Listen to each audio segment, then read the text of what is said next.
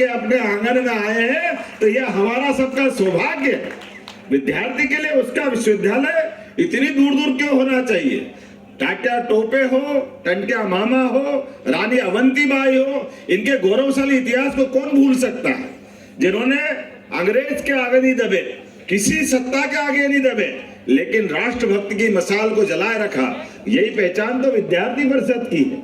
ये गौरवशाली अतीत से भी जोड़ती है और भविष्य की तरफ अपना प्रकाश फैलाती है। मुझे इस बात की प्रसन्नता है, हमने 55 पीएम एक्सीलेंस कॉलेज चालू किए, जिसके माध्यम से एक जिले में एक आदर्श महाविद्यालय होना चाहिए जिसमें सभी प्रकार की शिक्षा। इसीलिए हमने एक और प्रयोग किया है कि कृषि संकाय के आधार पर, अब वो गया जमाना कि केवल एक विषय को खोल करके कॉलेज खोलना पड़े। हमने अपने विश्वविद्यालयों में, महाविद्यालय में भी एग्रीकल्चर की पढ़ाई चालू की, इसलिए कि आज हमारा कृषि प्रधान इतना बड़ा प्रदेश है, तो अपनी पढ़ाई के बाद अपने खेत में भी जाए तो उसको आनंद होना चाहिए। हमारा काम खुद तो करना चाहिए। और दुनिया के अंदर जिस प्रकार से भारत का मान बढ़ रहा, सम्मान बढ़ रहा है, आप अंदाज लगा लो एक बात का, आज हमारे खेत के अंदर कहां इजराइल जो अपने 1 एकड़ में 30 कुंटल सोयाबीन लगाता है और हमारे यहाँ उल्टा 1 एकड़ में 5 कुंटल हो जाए तो बहुत बड़ी बात। लेकिन आज के समय में अपने ज्ञान और खोज के बलबूते पर मध्य प्रदेश भी करवट बदल रहा है। आने वाले समय में निश्चित रूप से जल की उपलब्धता के आधार पर आज मध्य प्रदेश जो आगे बढ़ेगा, ये नई पीढ़ी के माध्यम से बढ़ेगा। मुझे पूरा भरोसा है आपके माध्यम से बढ़ेगा। होने के पहले उनके माँ बाप को जेल में डाल दिया, जो कर सकते थे कंस ने सब किया, 7 भाई बहनों को मार दिया, लेकिन भगवान कृष्ण को पैदा होने से कोई रोक पाया है क्या? कोई नहीं रोक पाएगा। इसी हमने वो घटना केवल सुनी है, हमारी श्रद्धा है, लेकिन आजादी के समय की ये घटना, ये विद्यार्थी परिषद का जन्म होना, ये नवकृष्ण की जन्म की घटना के बराबर है। इस बात की गारंटी दे सकता है। मांगने वाली नहीं, रोजगार देने वाली बनना चाहिए। इस बात पे हमारी सरकार काम कर रही है। नए स्टार्टअप के माध्यम से, नई कल्पनाओं के आधार पर आपकी अपनी उड़ान, जहां तक आप जाओगे सरकार आपको लगातार मदद करेगी। इस दिशा में हमने बढ़ने का निर्णय किया है। मैं एक नहीं बहुत सारी बातें बता सकता हूं। हमारे अपने कृषि संकाय की समान हमारे हेल्थ डिपार्टमेंट में भी सरकार बनने के बाद आशीष जी भाई साहब, हमारा चिकित्सा शिक्षा मंत्रालय अलग चलता था, हेल्थ डिपार्टमेंट अलग चलता था। हमने कहा ये दुनिया में कहीं नहीं होता, जहां मेडिकल कॉलेज होगा वहां हॉस्पिटल होना ही चाहिए। 2 मंत्री अलग अलग क्यों चलना चाहिए? और मेडिकल के बच्चे हमारे प्रदेश के क्यों नहीं बनना चाहिए? आपकी जानकारी के लिए बता दूं, 2003-4 तक इस प्रदेश में केवल 5 मेडिकल कॉलेज थे। 1956 में मध्य प्रदेश बना और 2003-4 तक केवल 400 सीट हमारी स्नातक स्तर की मेडिकल कॉलेज की थी। लेकिन आज की स्थिति में जब हमने अपनी सरकार चला रहे हैं, 3 नए मेडिकल कॉलेज, 14 से 3 17 तो हमने अभी 3 कर दिए और 13 प्राइवेट।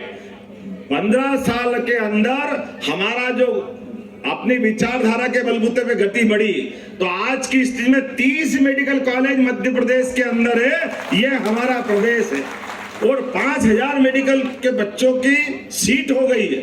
और इसी साल प्राइवेट पीपीपी मॉडल पर हॉस्पिटल हम दे देंगे, मेडिकल कॉलेज कोई और खोल दे, इसमें क्या गलत है? अगर आप कोई इन्वेस्टमेंट की दृष्टि से आना चाहता है, हमारे बच्चों की जो कोई फीस लगेगी, सरकार के नियम कानून का पालन कर लो, उसमें गलत क्या है? तो 30 मेडिकल कॉलेज के बजाय अगले 1 साल में 52 मेडिकल कॉलेज हमारे यहाँ होंगे और 10,000 युवाओं को मेडिकल कॉलेज में प्रवेश मिलेगा। और केवल एलोपैथिक में नहीं, आयुर्वेद में भी इसी प्रकार से 5 मेडिकल कॉलेज इसी साल प्रारंभ हो रहा है। आजादी के बाद पहली बार ऐसा हो रहा है कि 5 मेडिकल कॉलेज की सुविधा हमको मिलने जा रही है। और ये अपने पूरे क्षेत्र में ऐसी एक नहीं कई सारी बातें बता सकता हूं, लेकिन पैरामेडिकल, नर्सिंग ये तो हर अपने स्तर पे होना चाहिए। हम लगातार प्रयास कर रहे हैं। एग्रीकल्चर भी मुझे मालूम नहीं है विश्वविद्यालय ने खोला कि नहीं खोला, कृषि शंका है। अगर नहीं खोला है तो खोलने के लिए मैं यहीं से घोषणा करता हूं, हमारे गुना के अंदर एग्रीकल्चर की सीट यहीं से होना चाहिए। और केवल एग्रीकल्चर नहीं, पैरामेडिकल और नर्सिंग के भी, अरे अपने को क्या परेशानी है, पास के हॉस्पिटल में प्रैक्टिकल कर लेंगे, लेकिन अपने रोजगार पर कोर्स तो होने चाहिए, वो नहीं होना चाहिए। जितने प्रकार से रोजगार देने वाले कोर्स है वो सारे के सारे कोर्स खोलने के लिए सरकार कटिबद्ध है। हमारे विद्यार्थी अगर पढ़ने आ रहे हैं तो पढ़ते पढ़ते उनके जीवन की दिशा तय होना चाहिए, उनके हाथ में हुनर होना चाहिए, उनके सपनों को सार्थक करने के लिए सरकार पीछे से मदद करती दिखाई देना चाहिए। इसी दिशा में आए तो सच्चे अर्थों में विद्यार्थी परिषद ज्वाइन की। विद्यार्थी परिषद क्या सिखाता है? विद्यार्थी परिषद सिखाता सच्चा देशभक्त नागरिक बनना, अपने जीवन में अपनी गौरवशाली अतीत से जुड़ करके भविष्य के सपनों को आगे लेके चलने में उत्तम श्रेष्ठ नागरिकता धारण करना, अर्थात देशभक्ति के साथ कोई कॉम्प्रोमाइज नहीं करना, समाज में उत्तरदायित्व जीवन जीना, भविष्य के लिए समाज का समग्र सोचना और सनातन संस्कृति पे गर्व करना। इस दृष्टि से हम आगे बढ़ेंगे तो सच्चे अर्थों में मानवता की स्थापना करना, इसको हम सरल भाषा में वैदिक वाक्य में कहते हैं सर्वे भवन्तु सुखिनः सर्वे सन्तु निरामया।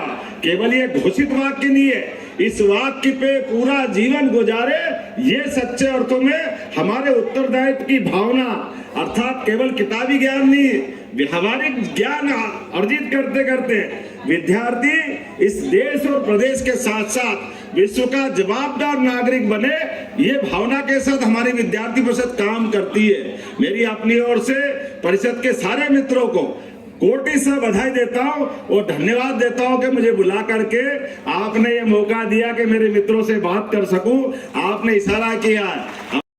में आया था और ये हमारा मध्य भारत प्रांत का प्रांत अधिवेशन का उद्घाटन का अवसर था। सदैव विद्यार्थियों के बीच राष्ट्रपति की धारा लेके चलती है। मैं स्वयं विद्यार्थी परिषद का कार्यकर्ता रहा हूँ, मुझे इस बात का गर्व है परिषद के